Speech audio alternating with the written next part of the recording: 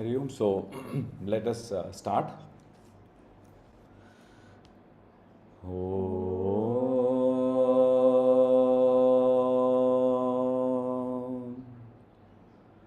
Om.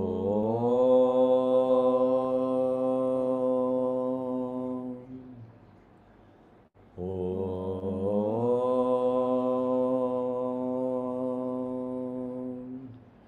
Gurur Brahma, Gurur Vishnu, Gurur Devo, Maheshwara, Guru Sakshal, Param Brahma, Tasmai Shri, Gurave Namaha, Tasmai Shri, Gurave Namaha, Tasmai Shri, Gurave Namaha.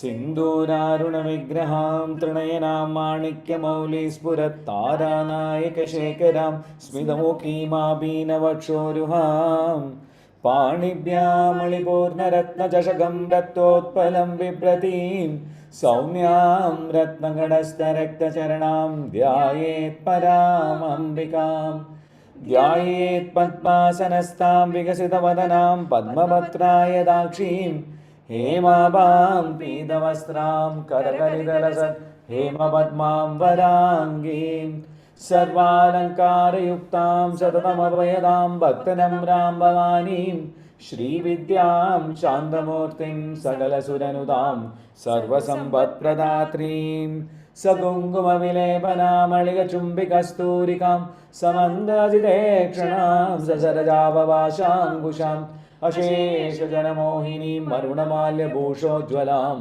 जवाकुसुमवासुरां जपविदौ स्मरेदम्बिकाम् अरुणां करुणातरङ्गिताक्षीं धृतभाषाङ्कुशपुष्पमाणजावाम् अणिमादिभिरावृतां मयूकैः अहमित्येव विभावये महेशीम्। ॐ पराशक्ति नमः। ॐ पराशक्ति नमः। ॐ पराशक्ति नमः।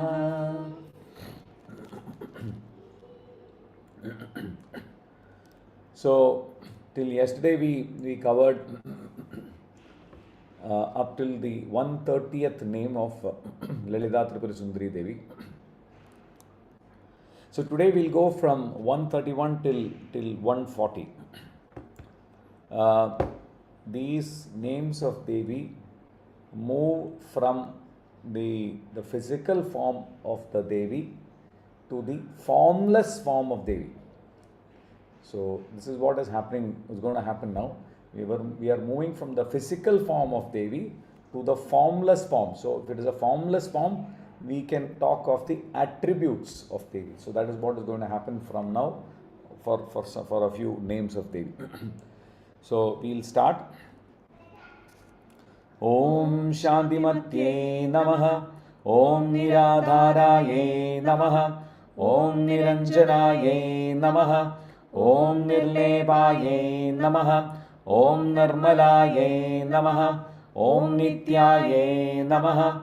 Om Nirakaraye Namaha. Om Nirakulaye Namaha. Om Nirgunaye Namaha. Om Nishkalaye Namaha.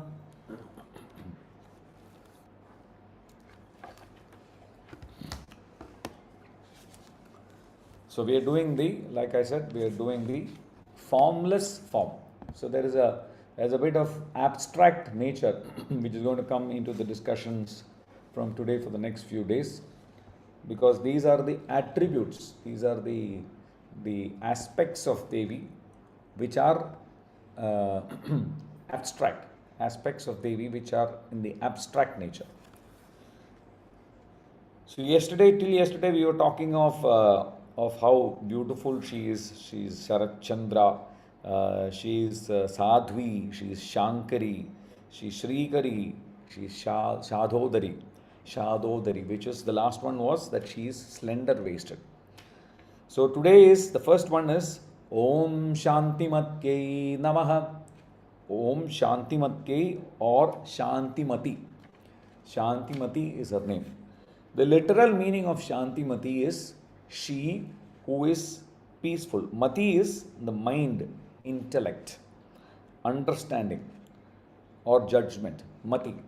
And Shanti. Shanti is peace. Peace or quietude or whatever you want to call it.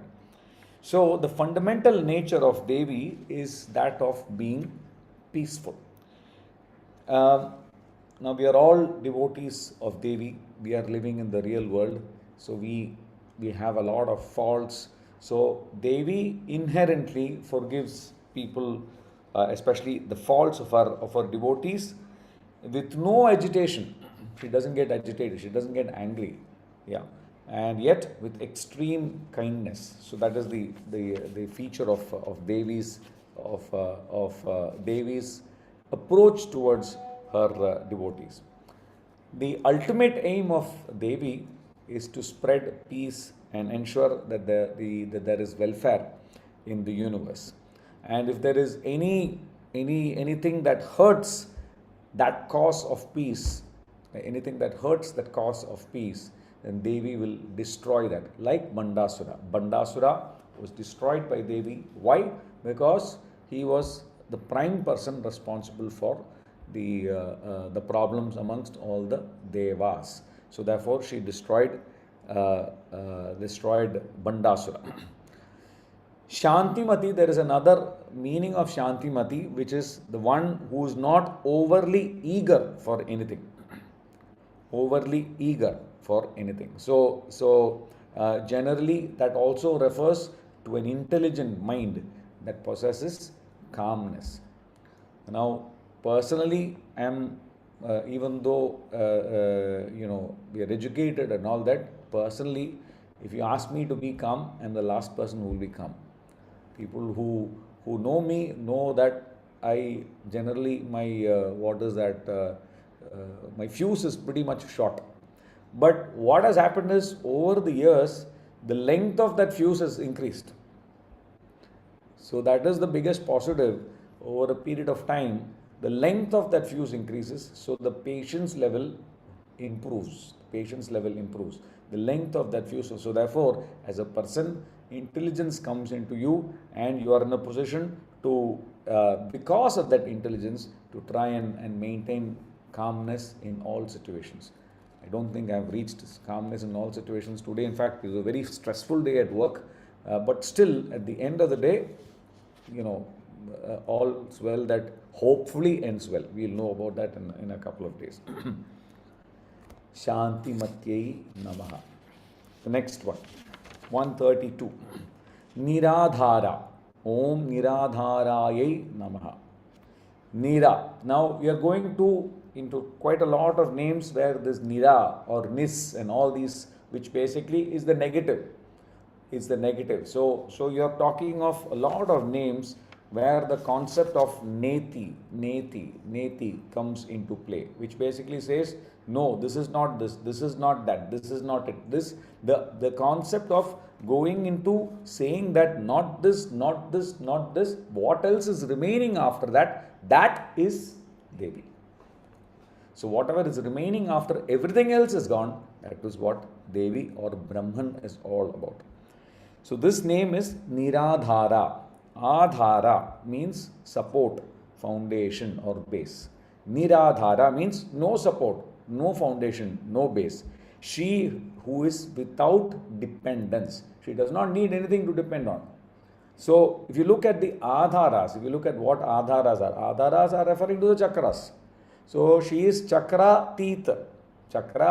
She's gone past the chakras. So because she is beyond the chakras, she does not need the support of the chakras. So she is also considered to be as Niradhara. There is also another reference to this, which is that Parashakti worship is also called as Niradhara. Now, if you look at the different forms of worship, you have Vedic worship and you have Tantric worship. You have what is called as internal and external worship. Yeah. And the internal worship, external and internal, the external is divided into Vedic and Tantric. And the internal is divided into Sadhara and Niradhara. Sadhara and Niradhara, Saguna or Nirguna. Yeah. Now, what that means is that Sadhara worship is based on images. So you are having so many images which you associate with Devi. Now, this kind of worship is called as Sadhara worship. Worshipping Devi in any form and shape is called as Sadhara worship. Niradhara worship is worshipping Devi without any form. Without any form. And that is considered to be the best form of worship, because it is in that type of worship that the mind becomes one with the divine. In that form of worship, the mind becomes one with the divine. And there is only pure awareness, which is nothing but pure Shakti. Only awareness of the formless form of Devi, which is pure Shakti. Right? So, we should therefore look at Parashakti, focus on that strength, that source of energy, which is called as Parashakti. Yeah. So, this is what Niradhara means. She who is without dependence. She is without any form of dependence. She is just a pure Shakti, and that Shakti Swarupa is the person, is that which gives Shakti even to Lord Shiva, Lord Kameshwara as well. Lord Kameshwara without Shakti is nothing. So it is like light without the heat, without the brilliance. So only when brilliance comes in, only when the heat comes in, is when Lord Shiva's light becomes powerful. Niradhara. 133. Niranjana. Om Niranjanayai Namaha. So this Niranjana has again several meanings. One meaning of Niranjana is it is the opposite of Ranjana. Niranjana is the opposite of Ranjana. Ranjana means desire. Niranjana means no desire, absolutely no desire. So Devi, who stays unattached, bound to nothing. Devi is unattached and bound to nothing, that is Niranjana. So the problem which all of us have is that attachment is that of attachment. Attachment is a very impure vasana, and that attachment produces joy. When does that attachment produce joy? When we gain the object. When we gain the object of our desire. Object of our desire. When we gain the object of our desire, that is when joy happens. When we lose the object of our desire, anger comes.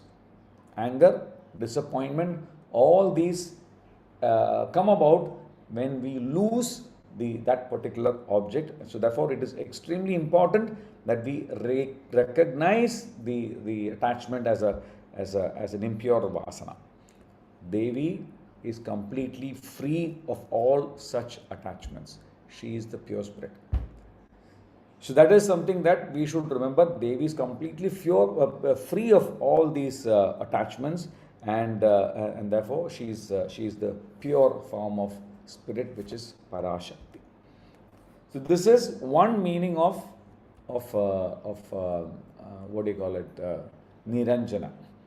Another meaning of Niranjana is, if you remember, as children they make that paste which is for applying kajal, applying kajal to these to newborn babies, especially during this 20th day ceremony and all that. It happens in Kerala. So they apply the kajal, which is made from by burning what do you call it, burning a wick and mixing it with a little oil, and a couple of other things are also mixed into it, and that is applied to the babies, to the newborn babies' eyes. That is the only thing which is considered to be pure.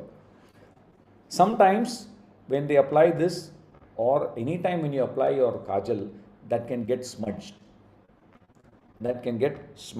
So the Anjana is that black thing that is applied, and it is what name means is that Devi is not smeared by this black Anjana. Devi, she is not smeared by this thing. This doesn't go out of place.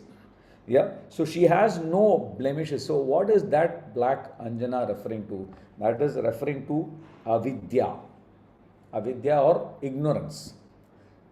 That black color is avidya or ignorance, and Niranjana basically means she who has no blemishes arising from this avidya or ignorance. Now they say that if you are seeing something, there is one saying in Tamil, which I will speak I will tell the original one.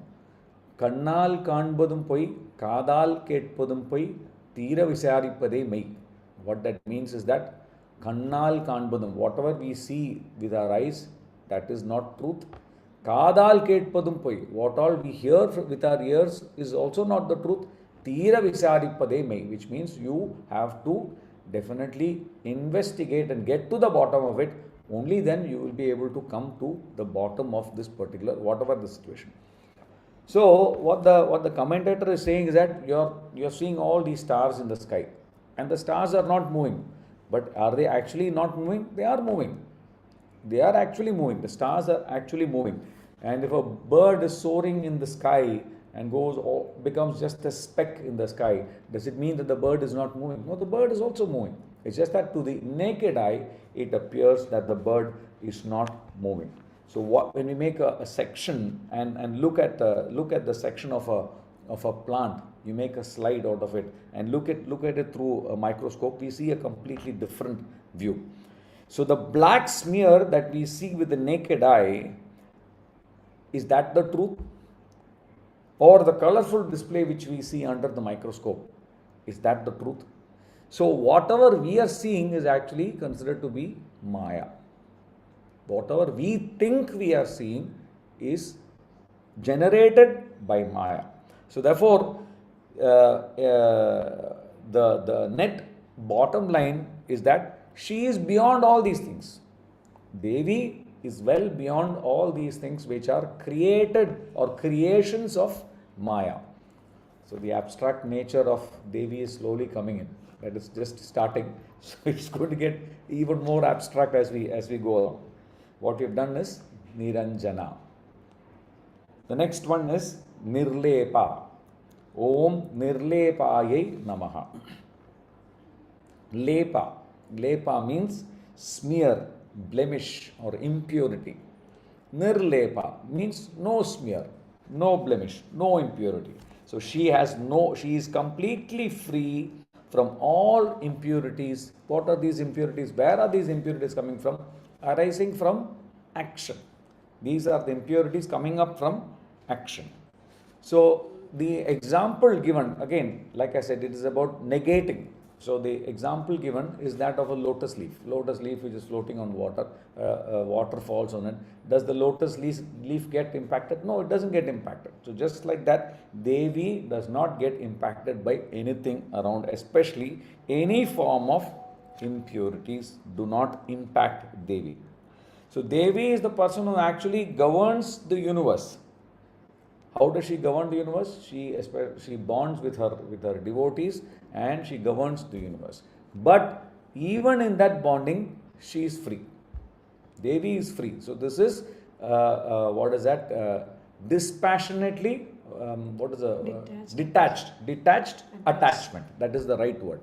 Detached attachment. So you are attached to the person, but that attachment is a detached attachment. That is the right word to explain Devi's relationship with her devotees. And even in that relationship, she is completely free of all impurities. Who has all the impurities?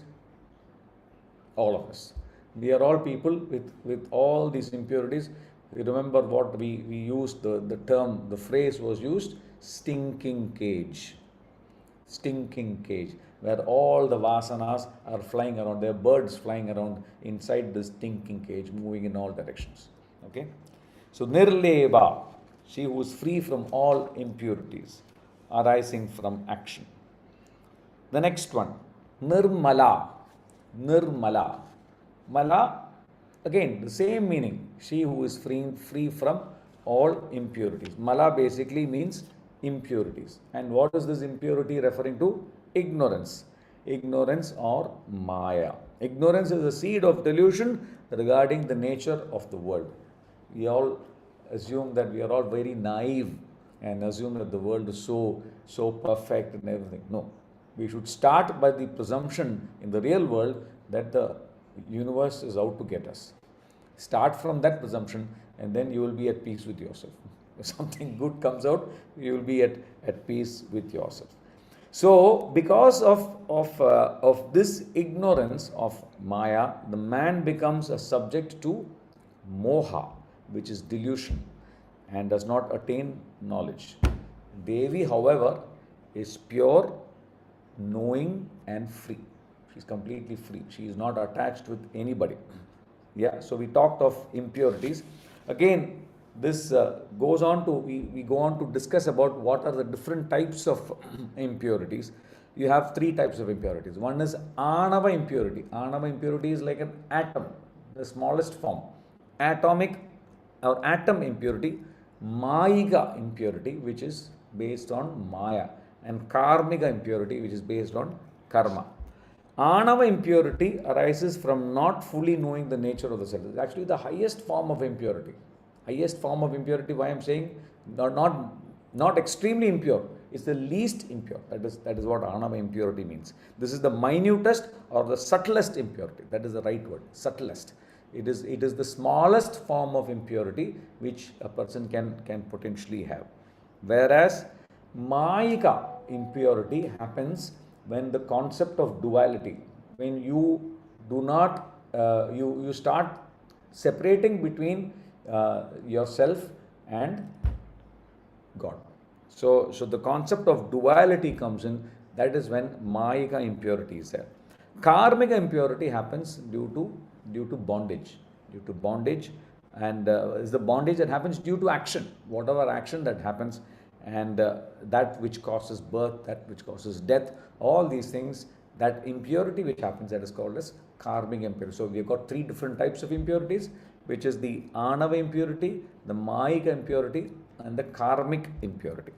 Now we go further to talk, saying that Devi is not tainted by any of these. Even the subtlest of them is Anava impurity. Even that Devi is not impacted by the Anava impurity also.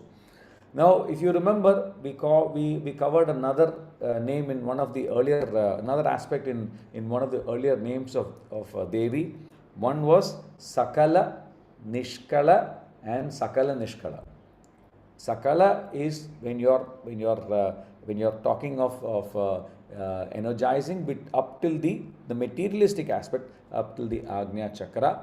And Nishkala is right at the top at the Sahasrara Chakra, and between the two you have small sub chakras called the Indu and Unmani, if you remember that. And when the activation happens at that place, it is called as Sakala Nishkala. Sakala Nishkala, Sakala Nishkala. So like that, when you talk of the impurities, we also have those who have just the Anava impurity. We talk of those who have only the Anava impurity. Those people are called as Vijnana Kevalas. Those who have Anava and Mayika impurities are called Pralaya Kalas. Pralaya Kalas. And those who are affected by all three are called Sakalas. These are the three names of three different classifications of people in terms of their impurity. Now, Vijnana Kevalas worship Devi in the Mahabindu. Vijnana Kevalas worship Devi. Where is the Mahabindu? Right at the Sahasrara Chakra. That form of worship is called as Nishkala Dhyana. That form of worship is called as Nishkala Dhyana. Pralayakas worship her from the Agnya Chakra to the Unmani, which is the next portion, where they worship her from Agnya to Unmani, and that is called as Sakala Nishkala Dhyana. Sakala Nishkala Dhyana. And Sakalas worship her from Mooladhara to Ajna Chakra. What is that called? Sakala Dhyana. So these are the three different types of dhyanas also, which are covered. Now this was also mentioned in this. This was the name which is in Bhavanagamya. In the name Bhavanagamya, 113th name of Devi, where we talked about Sakala Nishkala and Sakala Nishkala. This is again coming up again in 135, but in a different form and a different shape. And the context is Nirmala. She doesn't have any impurities. She is free from any impurities, which is the minutest of the impurity. The minutest of the impurity is the Anava impurity. Even the Anava impurity is not there in Devi. So, like I said, this is abstract. It's a little heavy, but just be with me for probably the next few more till we come to the end of all the nir, nish, all these things. It's going to be for quite some time now, actually, to be fair. Probably till the 180th name of Devi, where this will keep coming back and forth. Yeah. The next one, Nitya. Om Nityayai Namaha. Nitya basically means Devi is eternal. Devi is eternal. She is Trikali. She goes beyond the three, what is that, Trikala, beyond the three aspects of time. Yeah, she goes beyond that, and even after she goes beyond that, she does not undergo dissolution. So now they say that there is nothing that is eternal. Nothing is considered to be eternal, because everything that has a start has got to have a stop. But this goes beyond the concept of start and stop, and what it says is that Devi is eternal, Nitya. Yeah. So another interpretation of this is that, if you remember, we also spoke about the Nitya Shaktis, in one of the names of Devi, where half of the lunar month, for every day of the lunar month, we have one Devi who is one Shakti that is responsible, or one Shakti that is the deity of that particular day. So every half, for every half of the lunar month, you have one deity who is the deity for that particular day. So this term Nitya also could refer to Nitya Shaktis, to the Nitya Shaktis that Devi represents and gives energy to each of those Shaktis. 137. Nirakara. Akara basically means form. So she who is without form.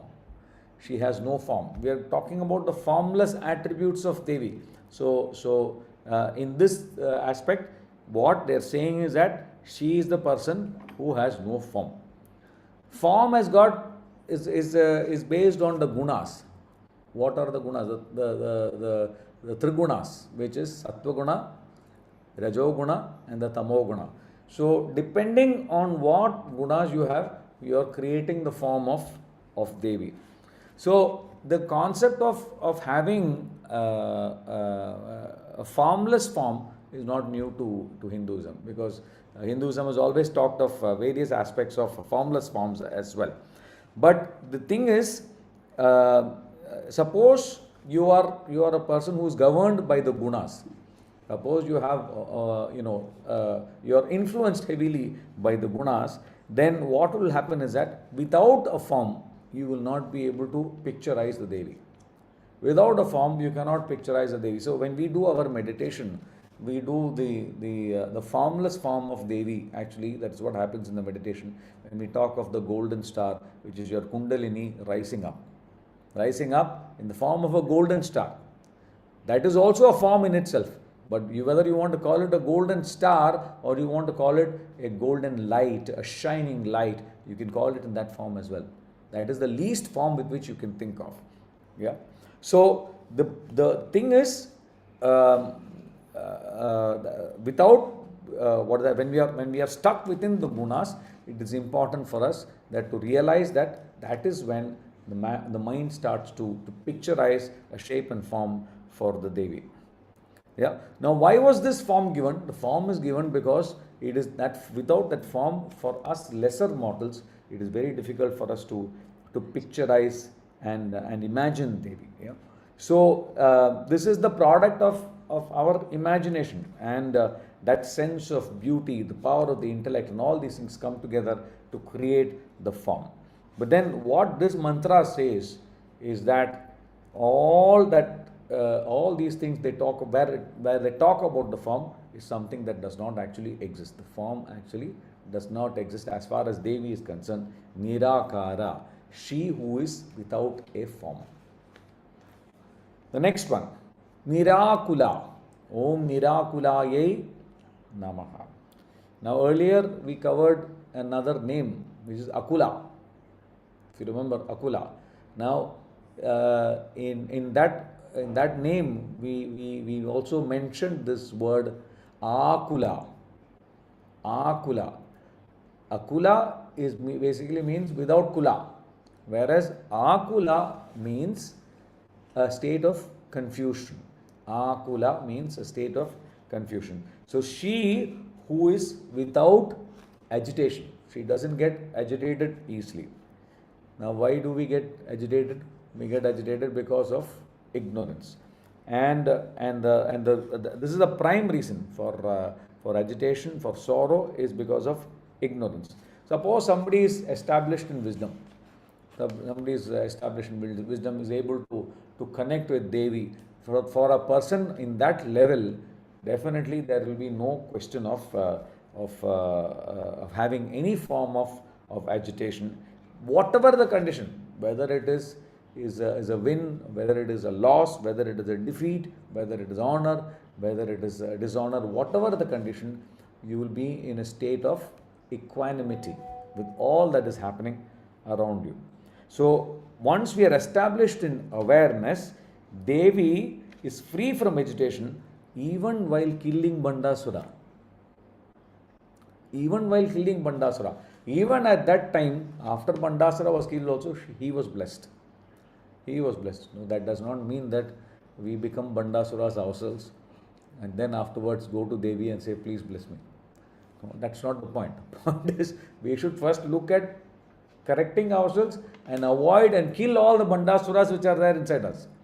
Kill all the Kauravas, suppress all the, we can't kill them, at least suppress the Kauravas which are inside us and focus on improving and working on the Pandavas and the positivity and the Deva Gunam which is there within us. Nirakula, she who is without agitation. Nirguna, she who is beyond all three gunas, which is the Sattva Guna, the Rajo Guna, and the Tamo Guna. So, she who is not tied to, who is beyond the objects of senses. She is beyond the objects of the Panchendriyangal, the five Indriyas, which is sight, taste, touch, smell, and sound. She is well beyond all these things. Yeah. Now, there is a description of what Brahman is. Brahman is not Deva. Again, it is talking of the negation. Brahman is not Deva, is not demon, not human, not animal, not male, not female, not living being, not quality, not karma, not presence, not absence. It's again, we were talking of neti, no. All through it is talking of all the no's, and so if it is not this, it is not that, it is not this, it is not that. What remains, that is Brahman. What remains is Brahman. So it is the infinitude that remains after all negations. When all the negations are done and complete, what remains is Brahman.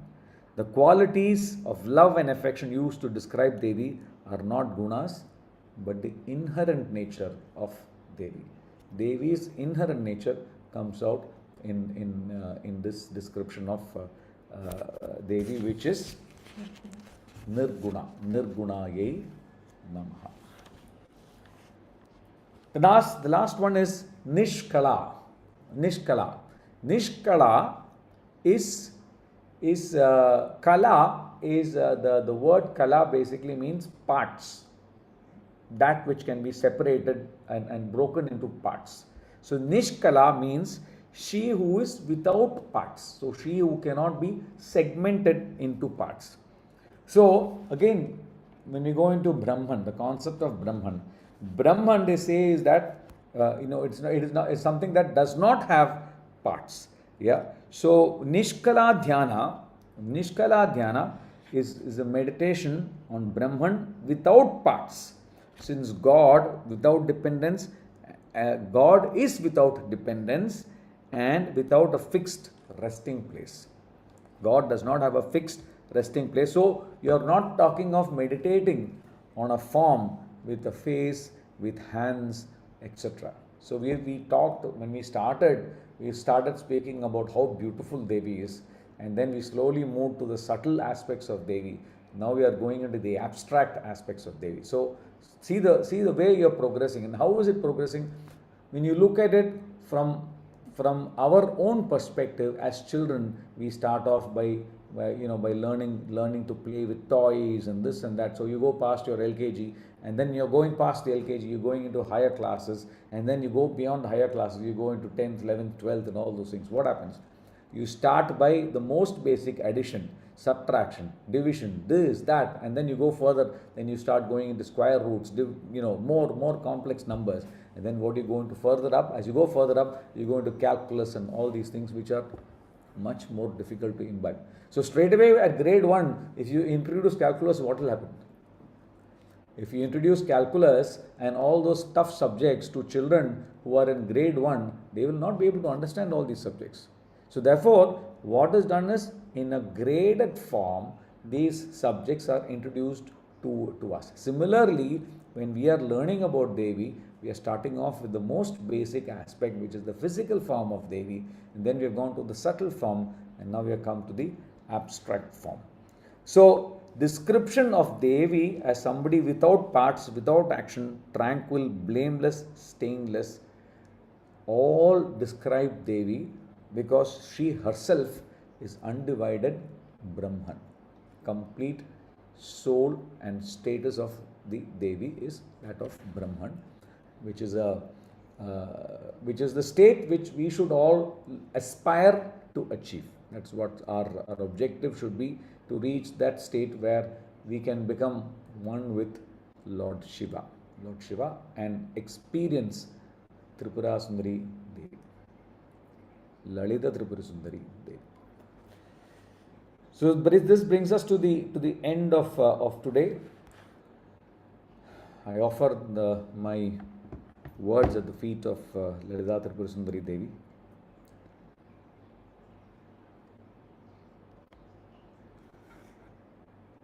We'll close. Om Asato ma Sadgamaya Tamaso ma Jyotirgamaya Mrityorma Amritam Gamaya. Om Shanti Shanti Shanti. Om Lokaha Samastaha Sukhino Bhavantu. Lokaha Samastaha Sukhino Bhavantu. Lokaha Samastaha Sukhino Bhavantu. Om Shanti Shanti Shanti. Karacharana Kridam va Kayajam Karmajam va Shravananayanajam va Manasam va Paradam Vidamavidam va Sarvamedakshamasva. Jaya Jaya Karunabde Shri Mahadeva Shambho. Jaya Jaya Karunabde Shri Mahadeva Shambho. Jaya Jaya Karunabde Shri Mahadeva Shambho. Om Shri Gurubhyo Namaha. Harihi Om.